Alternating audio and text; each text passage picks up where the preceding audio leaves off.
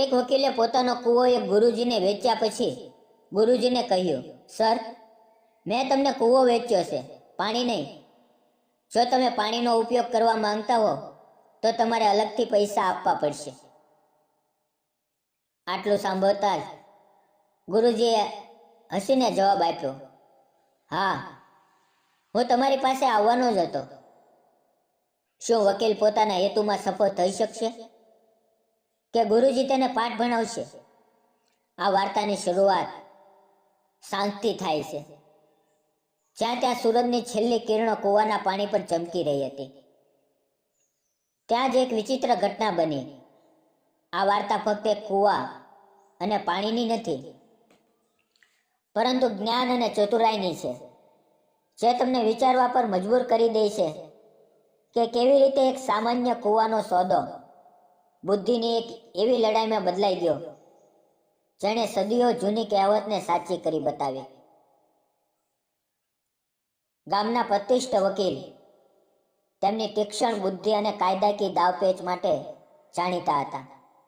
તેમની આંખોમાં હંમેશા કંઈક નવું કરવાની ચમક રહેતી હતી. એક દિવસ તેમણે પોતાના કૂવાને વેચવાનો નિર્ણય કર્યો.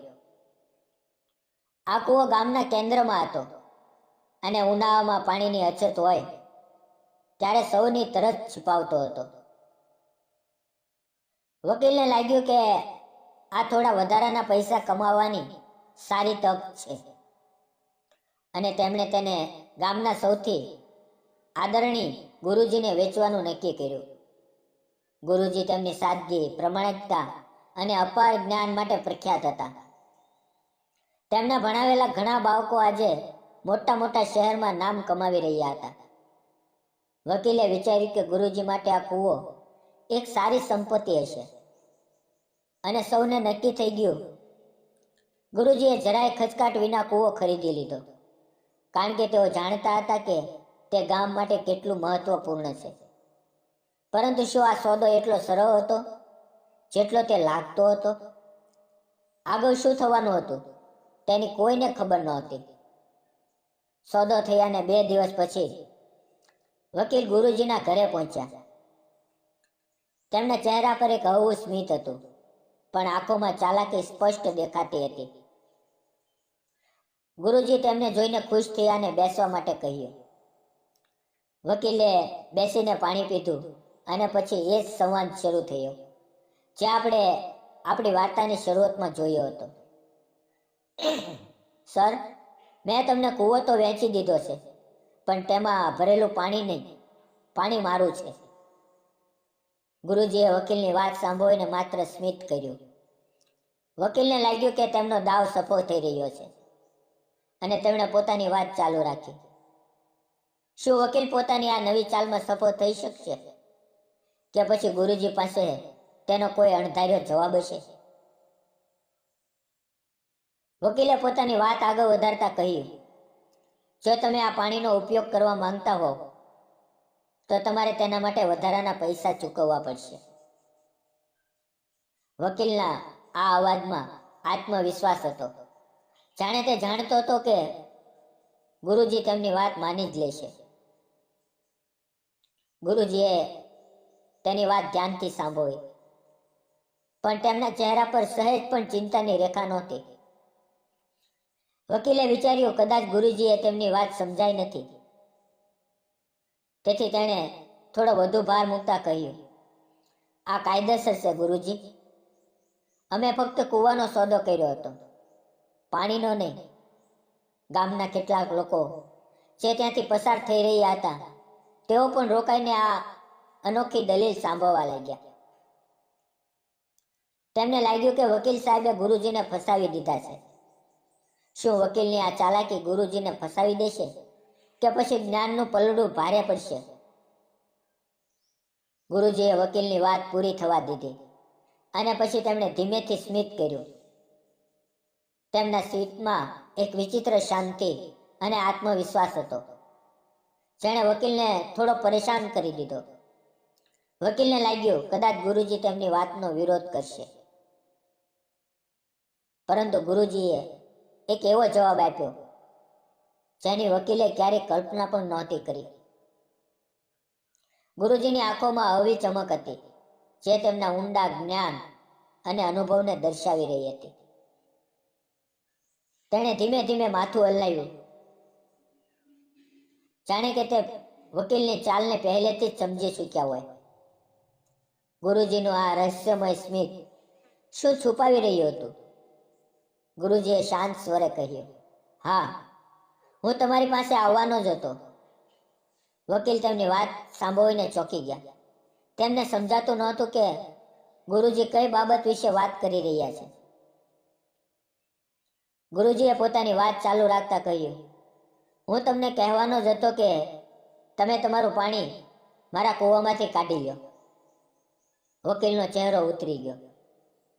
તેમને એવી આશા નહોતી કે ગુરુજી આ રીતે પલટવાર કરશે. ગામના લોકો જે આ બધું સાંભળી રહ્યા હતા તે પણ આશ્ચર્યચકિત હતા.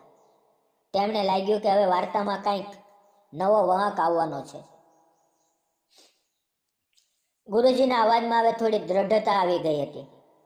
શું ગુરુજીનો આ જવાબ વકીલને નિરુત્તર કરી દીધો? ગુરુજીએ પોતાની વાત પૂરી કરતા કહ્યું, નહીં તો તમારે કાલથી કૂવામાં પાણી રાખવાનું ભાડું આપવું પડશે. આ જવાબ સાંભળીને વકીલના પગ નીચેથી જમીન ખસી ગઈ. તેમણે ક્યારેય વિચાર્યું જ નહોતું કે તેમની પોતાની ચાલ તેમના પર ભારે પડશે. ગુરુજીની વાત મક્કમતા અને બુદ્ધિમત્તા બંને હતા. જો પાણી તેમનું છે તો તેમને તે રાખવા માટે જગ્યાનું ભાડું આપવું પડશે. આ એક એવી યુક્તિ હતી જેનો વકીલ પાસે કોઈ જવાબ નહોતો. તેમના ચહેરાનો રંગ ઉડી ગયો અને તેમની ચાલાકી ભરેલી સ્માઇલ ગાયબ થઈ ગઈ. શું વકીલ આ અણધાર્યા જવાબમાંથી બહાર આવી શકશે? વાર્તામાં હવે એક નવો વાંક આવવાનો છે. આ વાત સાંભળીને વકીલ ગભરાઈ ગયા. તેમનો આત્મવિશ્વાસ તૂટી ગયો.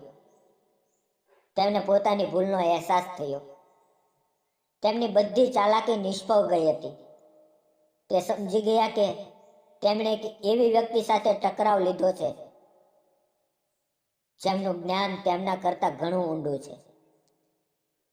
તેમણે જલ્દીથી હવે પરિસ્થિતિને સંભાળવાની કોશિશ કરી, પણ હવે બહુ મોડું થઈ ગયું હતું. તેમની કાયદાકીય ચાલ તેના પર ઊંધી પડી ગઈ હતી. ગામના લોકો જે અત્યાર સુધી શાંત ઊભા હતા તેઓ પણ ધીમે ધીમે સ્મિત કરવા લાગ્યા. તેમને ગુરુજીની બુદ્ધિમત્તા પર ગર્વ હતો. પછી ગભરાહટમાં વકીલે તરત જ કહ્યું, અરે, હું તો મજાક કરી રહ્યો હતો ગુરુજી. વકીલના અવાજમાં થોડી નબળાઈ દેખાતી હતી જે તેમના મનની હાર દર્શાવતી હતી. તે પોતાની ભૂલ છુપાવવાની કોશિશ કરી રહ્યા હતા, પણ હવે બધું સ્પષ્ટ થઈ ચૂક્યું હતું. ગુરુજીએ વકીલની વાત સાંભળીને એક ઊંડો શ્વાસ લીધો. તેમને વકીલની પરિસ્થિતિ પર સહેજ દયા પણ આવી, પરંતુ તેમને એ પણ ખબર હતી કે એક પાઠ ભણાવવો જરૂરી છે. વકીલની આંખોમાં હવે પસ્તાવો સ્પષ્ટ દેખાઈ રહ્યો હતો. શું વકીલ આ મજા તેને ગુરુના જ્ઞાનથી બચાવી શકશે? ગુરુજી હસી પડ્યા, પરંતુ તેમના હાસ્યમાં કોઈ કટાક્ષ નહોતો, બલકે એક પિતા જેવી મમતા અને સમજ હતી. તેમની હસીએ વકીલને બધું શરમજનક કરી દીધો. વકીલને લાગ્યું કે જાણે તેમની બધી અક્કડ નીકળી ગઈ હોય. ગુરુજીએ તેમને એક બાળકની જેમ જોયો, જેને હજી દુનિયા, કાયદા કાનૂનો વધુ ઊંડાણથી સમજવાના હતા. તેમની હસી એ આખા વાતાવરણને હળવું કરી દીધી, પરંતુ વકીલના મન પર એક ઊંડી અસર છોડી દીધી. ગુરુજીના હાસ્ય પાછળ કયો સંદેશો છુપાયેલો હતો જે વકીલને હંમેશા યાદ રહેશે? ગુરુજીએ ધીમેથી વકીલના ખંભા પર હાથ મૂક્યો અને પ્રેમથી કહ્યું, બેટા, તારા જેવા કેટલાય બાળકોને મેં ભણાવીને વકીલ બનાવ્યા છે. આ વાત સાંભળીને વકીલની આંખો ભીની થઈ ગઈ. તેમને સમજાઈ ગયું કે ગુરુ અને વકીલ વચ્ચે શું ફરક હોય છે. એક વકીલ નિયમો અને કાયદાઓથી રમે છે, જ્યારે એક ગુરુ જ્ઞાન અને સમજણથી જીવનને આકાર આપે છે. આ માત્ર એક કૂવો અને પાણીની વાત નહોતી, બલકે જ્ઞાન અને અનુભવની જીત હતી. ગુરુજીએ વકીલને સમજાવ્યું, જ્ઞાન ફક્ત પુસ્તકોમાં નથી હોતું, બલ્કિ જીવનના અનુભવો અને સાચી વિચારસરણીમાં હોય છે. તેમણે આગળ કહ્યું, એક ગુરુનું કામ માત્ર ભણાવવાનું નહીં, પણ સાચા ખોટાનો ભેદ શીખવવો અને જીવનના મૂલ્યો સ્થાપિત કરવાનું પણ હોય છે. વકીલે ગુરુજી પાસે માફી માંગી, કારણ કે હવે તેમને પોતાની ભૂલનો અહેસાસ થઈ ચૂક્યો હતો અને તે સમજી ગયા હતા કે તેમણે માત્ર એક કૂવો જ નથી વહેંચ્યો, બલકે ગુરુજીના જ્ઞાનને પડકાર આપ્યો હતો. તે દિવસ પછી વકીલે ક્યારેય કોઈની સાથે આવી ચાલાકી કરવાનો પ્રયાસ કર્યો નહીં. તેમને ગુરુજી તરફથી એક મોટો પાઠ મળ્યો હતો. તેમણે શીખ્યું કે જ્ઞાનનું સન્માન કરવું કેટલું મહત્વનું છે અને જીવનમાં નમ્રતા કેટલી જરૂરી છે. તે હવે પોતાના વ્યવસાયમાં વધુ પ્રામાણિક અને નૈતિક બની ગયા હતા. આ ઘટના ગામમાં એક ઉદાહરણ બની ગઈ, જેનાથી લોકો ગુરુજી અને તેમના જ્ઞાનનું વધુ સન્માન કરવા લાગ્યા. ગુરુજીએ પોતાના વિવેકથી સ્પષ્ટ કરી દીધું કે જ્ઞાનના પ્રકાશમાં કોઈ અંધારું ટકી શકતું નથી. તેમની શિક્ષા ફક્ત શાળાની 4 દિવાલ સુધી સીમિત નહોતી, બલકે તે જીવનના દરેક પાસામાં લાગુ થતી હતી. આ ઘટનાએ ગુરુ અને શિષ્યના સંબંધની ઊંડાઈને પણ ઉજાગર કરી. ગુરુજીએ વકીલને માત્ર એક પાઠ જ નથી શીખવ્યો, પણ તેમની એક નવી દિશા પણ આપી. તેમણે બતાવ્યું કે સાચો ગુરુ પોતાના શિષ્યની ભૂલને માફ કરે છે, પરંતુ તેને સુધારવાની તક પણ આપી છે. આ સંબંધ માત્ર શિક્ષણનો નહીં, પરંતુ પ્રેમ, સન્માન અને વિશ્વાસનો હતો.